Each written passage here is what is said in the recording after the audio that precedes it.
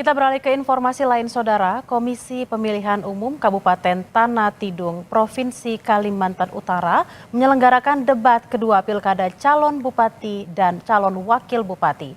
Debat dua paslon ini bertempat di Studio 1 Kompas TV.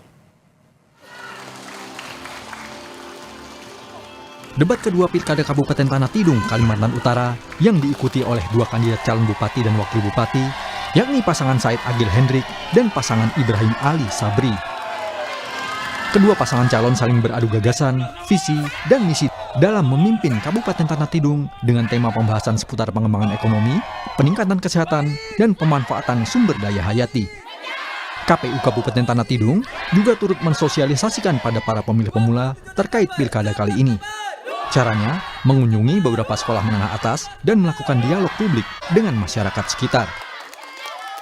Kita menyasar kepada sosialisasi yang dilaksanakan di sekolah-sekolah, tepatnya di SMA yang ada di Kabupaten Tanah Tidung salah satunya. Terus kita melakukan dialog publik dengan masyarakat Kabupaten Tanah Tidung. Harapan kita semoga pilkada di Kabupaten Tanah Tidung itu berjalan aman, damai, dan tenang tanpa ada masalah sama sekali. Mungkin seperti itu. KPU Kabupaten Tanah Tidung juga terus melaksanakan berbagai kegiatan sosialisasi demi menyukseskan pilkada serentak, termasuk diantaranya dengan penyelenggaraan debat publik. Diharapkan melalui debat publik ini dapat mengedukasi masyarakat tentang bagaimana visi misi kedua pasangan calon agar masyarakat dapat menentukan pilihannya 27 November mendatang. Tim Liputan Kompas TV.